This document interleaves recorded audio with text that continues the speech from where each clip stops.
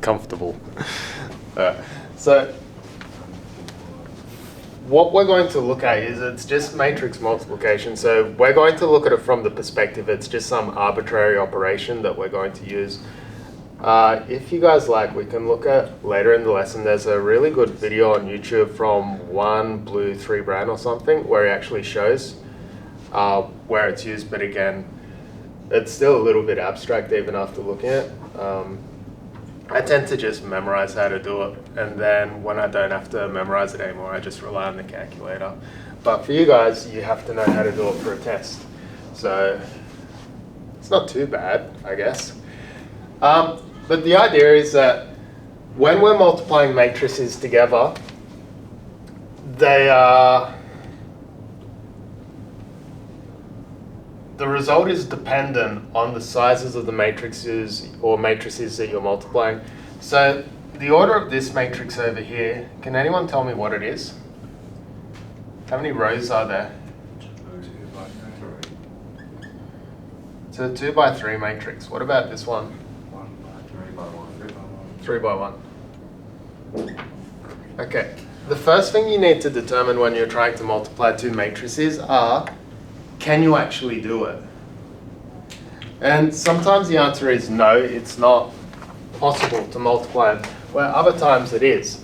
Now the way in which you determine if you can actually multiply them or not is by looking at their order. If the column count of the pre-multiplier, so that's the matrix that's coming first, is equal to the row count of the post-multiplier, so these two numbers, when you put them together, are the same, you're allowed to multiply them. If they're different, not possible. The algorithm just doesn't work. And then finally, to determine what order matrix you're going to get out of this, it's based on the row count of the pre-multiplier joined with the column count of the post-multiplier. A lot of words? A lot of technicalities? Yeah. So let's just go for an example. Let's multiply these together.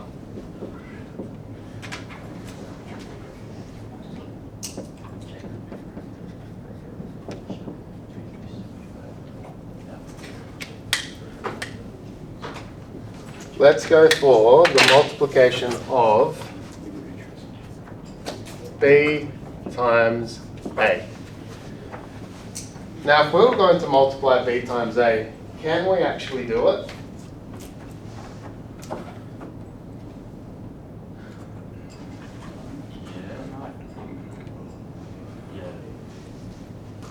Think about the order. What is the order of matrix A? It's a 2 by 3. And it's a 3 by 1. What's the rule when you're trying to multiply? Column count is equal. The column count of the pre-multiplier, which is the one that comes first, has to have the same value as the row count of the post-multiplier. If they're not the same, they're non-conformable.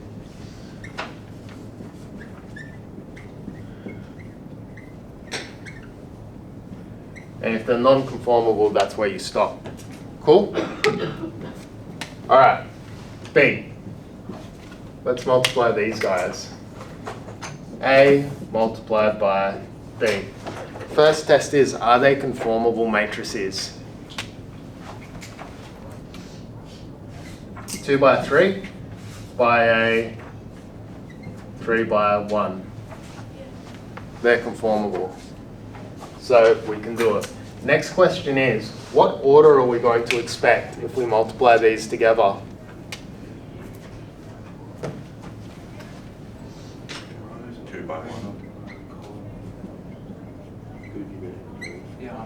What are we going to get, Foreman? 2 by 1. We get a 2 by 1 because we get the row count of the pre-multiplier and stick it on the column count of the post-multiplier. So you ignore the middle numbers, and there you get your resultant order. Now let's actually do the multiplication. A is going to be 325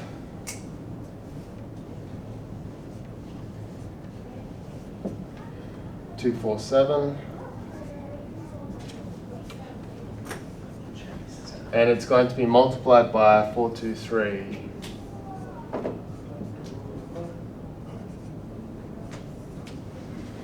And it's at this point you have to watch really carefully, otherwise you'll be like, what's happened? When we're multiplying these guys together, what we do is we traverse across the rows for the pre-multiplier, and we go down the columns for the post-multiplier. So, brace yourself. This is not going to be pleasant. I'm going to expect a resultant matrix of a 2 by 1, so I'll set myself up for space in my book. So I'm going to have 2 rows and a singular column. Now putting this together, I start off in my top left on both matrices, and I'm going to go 3 by 4 because it's multiplication. And then, which way does my arrow point on the pre-multiplier? Left to right. So I'm going to move across 1 to the 2. So I'll say plus 2 times, what way does my arrow point on the post-multiplier? Down, so I'm going to go to 2. I'm going to glue them all together with a plus. I move from the 2 across to the 5 because that's the way the arrow points. And multiply it with, going downward, the 3. And I'm only expecting a 2 by 1, so it's just 1 member per row. Do we see what happened there? Doesn't make any sense. Only if you follow the arrows. All right, the next one, we've done our first row, let's go for our second row. We start off with the 2 and we go back to the 4. I'm going to go 2 by 4. Follow the arrows. 4 by 2 plus 7 by the 3. All right, that's the hardest part done. Next part is just our arithmetic. 3 by 4 is 12. 2 by 2 is 4. 5 by 3 is 15. 2 by 4 is 8. 4 by 2 is 8. 7 by 3 is 21. So therefore, I have enough space on my board. It's going to be 12 plus 4 is 16, plus 15 is 31. 8 plus 8 is 16, plus the 21 is going to be 37. So there's my 2 by 1 resultant matrix. Cool? So 2 large matrices turned into a singular small matrix when we multiply them together. We can multiply them because they're conformable. How cool is that? You ready for something a little bit trickier? And when we say tricky, it's not actually harder, it's the same process. It's just you're more likely to make mistakes because it's it's more confusing. It's a cumbersome algorithm. The more numbers you try and put in there. Let's move that out of the way because we need space.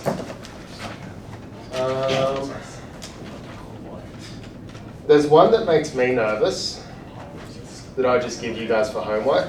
Oh no, we can just do it here. No, I'll give you that one for homework. Oh, thanks. I'll do the simple ones and then get you guys to do the hard ones. Alright. What we'll do is we'll multiply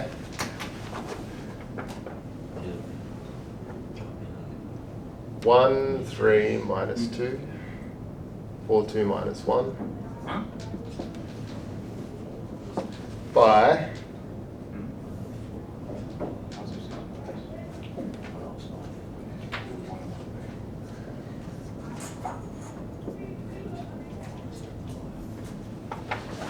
that. Alrighty. Firstly, can it be done? Yes. Foreman says yes, so it must be doable. This is a 2 by what? And this one's a... And because those middle two numbers, if you stick the orders together, are the same, it's conformable, so you can do it. What is the size or the order of the resultant matrix going to be, please, Leishman? 2 by 2. 2 by 2. Excellent. You're a man of knowledge. So let's go for it. Before I start, I'm a bit dumb and I forget to do things, so I always like to draw my arrows on to remind me of which way I should be moving through my matrices at all times during the multiplication. You don't have to do it, but I find it helps me. Next, where do we start with our multiplication, Harrison? 1 times negative 5. 1 times minus 5. And then where do I go? Across and then down the other one. Yeah. 3 by 2. And I add them together. And then where do I go, Mr. Jaff? Neg 2 and Yep. then times 1. Neg 2 times 1. Awesome. That is our first element, so top left corner. This is a 2 by 2 resultant matrix. Means we have one more element to calculate in that first row. Any ideas how we get it? 1 times negative 2. Excellent. Plus, 3 times 0. plus. Negative 2 times negative 3. Nice. Have you seen this before, Mia? No. You are just a woman of the math. Okay, so there's our top row done. Next row. We started off up here. We want to work on our second row, so we start from our second row here. What numbers will we start with, Alyssa? And bingo. 4 and negative 5 plus 2 times. Should this be a negative 2 here, guys? Just a number. Just normal. What is normal? 2. And then, moving across, it will be minus 1 times 1. Can anyone see a pattern emerging across the first column? I was able to pick up an error I made in the first part. Yeah, the second number, the post multipliers, numbers that it gives you are the same across the columns. And the pre-multipliers are the same. Yeah, pre-multipliers are the same across the row. So if you find that you get numbers that don't match the pattern in that way, you've made a mistake somewhere. So it's a self-correcting algorithm. All right, final one over here. We start on the second row, go to the second column. It's going to be a 4 by minus 2. It's going to be a 2 by 0, and it will be a minus 1 times minus 3. Now all we have to do is just do the multiplication and addition. First I do the multiplication, minus 5, 6, minus 2, minus 20, 4, negative 1.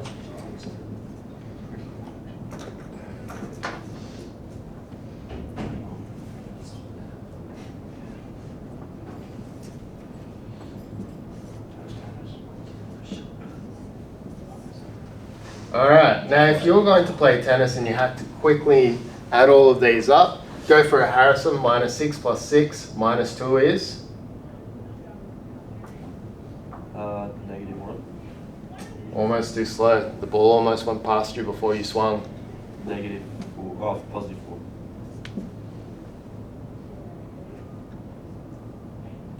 4. Negative 17. And? Negative 5. Oh yeah. Cool. So it's not that it's hard. The point is that it's just complicated and cumbersome. Ready to do it on your calculators? Oh, yes.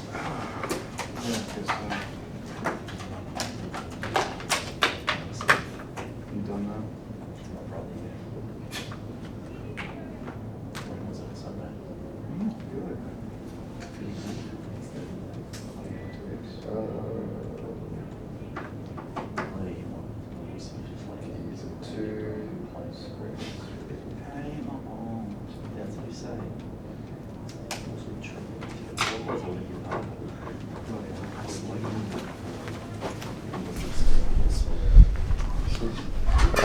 Is this camera going to be in the way? No. Okay. Just let me know if it is, and I'll change it. Alright. How are the two ways we can input matrices into our calculators? How do we get to the first one? We got long-term storage and we've just got temporary.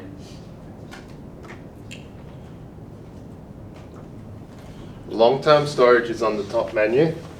You just press F3 for MatVec and you make sure that you're not in vector, you're in matrix, and you just clear everything to begin with.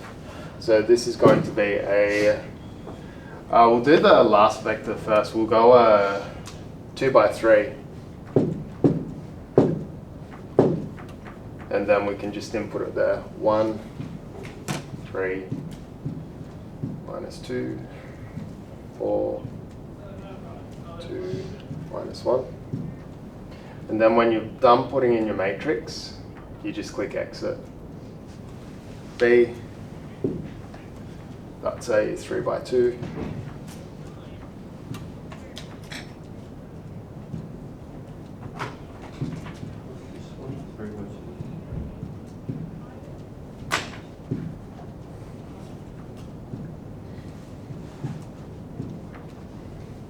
Done.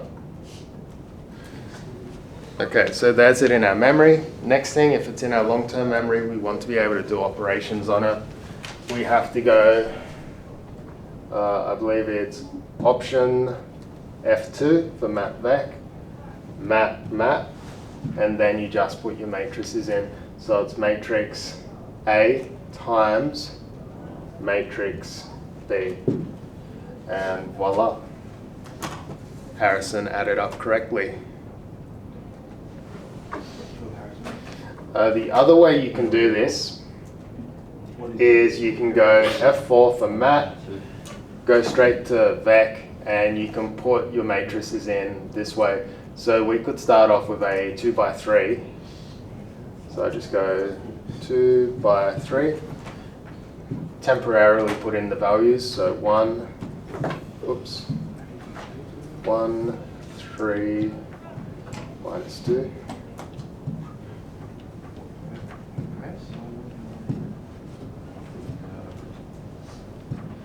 And we can mix them up between short term and long term.